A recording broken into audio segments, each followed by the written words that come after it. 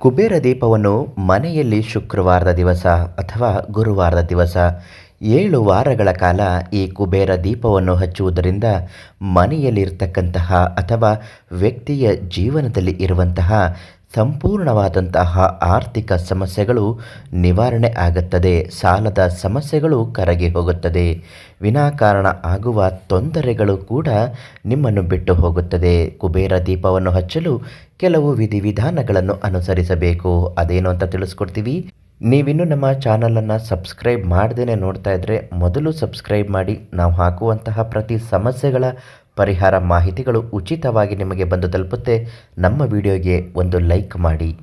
ಸ್ತ್ರೀ ಪುರುಷ ವಶೀಕರಣ ಯಂತ್ರ ಬೇಕು ಅನ್ನುವುದಾದಲ್ಲಿ ಪ್ರಧಾನ ತಾಂತ್ರಿಕರು ಕೀರ್ತಿ ಪ್ರಸಾದ್ ಗುರೂಜಿ ಅವರಿಂದ ಅದನ್ನು ಕೇಳಿ ಪಡೆದುಕೊಳ್ಳಬಹುದು. ಆದರೆ ಇದನ್ನು ಒಳ್ಳೆಯ ಕೆಲಸಕ್ಕೆ ಬಳಸ್ಕೋಬೇಕು, ಆಯಿತಾ.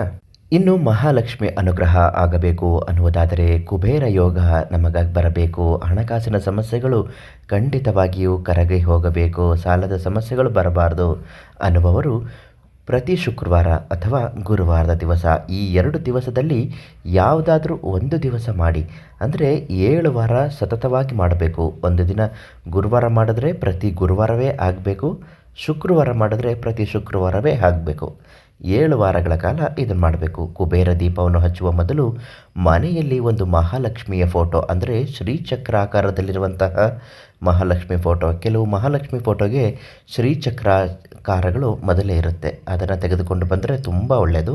ಶ್ರೀಚಕ್ರ ಇರುವಂತಹ ಮಹಾಲಕ್ಷ್ಮಿ ಫೋಟೋವನ್ನು ಚೆನ್ನಾಗಿ ಒರೆಸಾದ ನಂತರ ಅರಿಶಿನ ಕುಂಕುಮವನ್ನು ಮೊದಲು ಹಾಕಬೇಕು. ಅದನ್ನು ಪಕ್ಕಕ್ಕಿಟ್ಟು ನೀವು ಎಲ್ಲಿ ಪೂಜೆ ಮಾಡ್ತಿದ್ದೀರಾ ಅಲ್ಲಿಗೆ ಕುಬೇರ ರಂಗೋಲಿಯನ್ನು ಬರೆದಿಟ್ಟುಕೊಳ್ಬೇಕು. ಕುಬೇರ ರಂಗೋಲಿಯನ್ನು ಬರೆದ ಬಾರ್ಡ್ರನ್ನ ಅರಿಶಿನ ಕುಂಕುಮವನ್ನು ಹಾಕಬೇಕು. ಕುಬೇರ ರಂಗೋಲಿ ಮೂಲೆ ಮೂಲೆಗೂ ಅರಿಶಿನ ಕುಂಕುಮವನ್ನು ಸೋಗಿಸಬೇಕು. ಮತ್ತು ಹಳದಿ ಕೆಂಪು 2 ಬಣ್ಣದ ಹೂವುಗಳನ್ನು ತೆಗೆದುಕೊಳ್ಳಬಹುದು. ಗುಲಾಬಿ ಹೂವು ಬಣ್ಣ ತುಂಬ ಶ್ರೇಷ್ಠವಾದದ್ದು.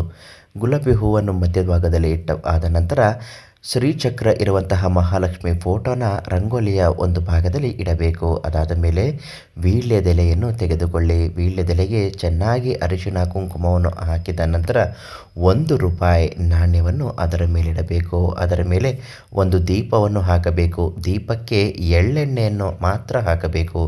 ಯಾವುದೇ ಕಾರಣಕ್ಕೂ ಕೊಬ್ಬರಿ ಎಣ್ಣೆಯನ್ನು ಅಥವಾ ಕೈ ಎಣ್ಣೆ ಅಥವಾ ಒಳ್ಳೆಣ್ಣೆ ಅಥವಾ ಅಡಿಗೆ ಎಣ್ಣೆಯನ್ನು ಹಾಕಬಾರದು.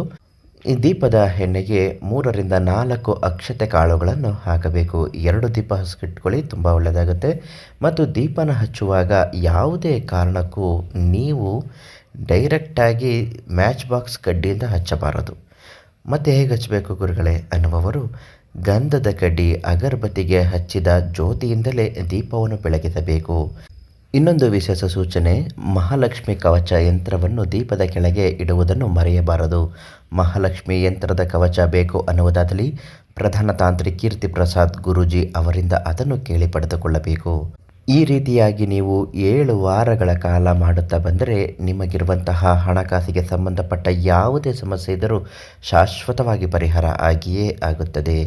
ಮತ್ತು ನಿಮ್ಮ ಬದುಕಿನಲ್ಲಿ ಅನೇಕ ಸಮಸ್ಯೆಗಳು, ಮದುವೆ ವಿಚಾರದಲ್ಲಿ ಸಮಸ್ಯೆ, ದಾಂಪತ್ಯದಲ್ಲಿ ಸಮಸ್ಯೆಗಳಾಗುತ್ತಿದ್ದರೆ ಯಾವುದಕ್ಕೂ ಯೋಚನೆ ಮಾಡಬೇಡಿ. ಪ್ರಧಾನ ತಾಂತ್ರಿಕರು ದೈವಜ್ಞರು ಆದ ಕೀರ್ತಿ ಪ್ರಸಾದ್ ಗುರೂಜಿ ಅವರಿಗೆ ಒಂದು ಕರೆ ಮಾಡಿ ನಿಮ್ಮ ಎಲ್ಲ ಸಮಸ್ಯೆಗೂ ಶಾಶ್ವತ ಮತ್ತು ಉಚಿತವಾಗಿ ಪರಿಹಾರ ಮಾಡ್ತಾರೆ ಅಂತ ಹೇಳ್ತಾ ನಾಳೆ ಮತ್ತೊಂದು ಮಾಹಿತಿಯೊಂದಿಗೆ ನಿಮ್ಮನ್ನು ಭೇಟಿ ಮಾಡ್ತೀನಿ.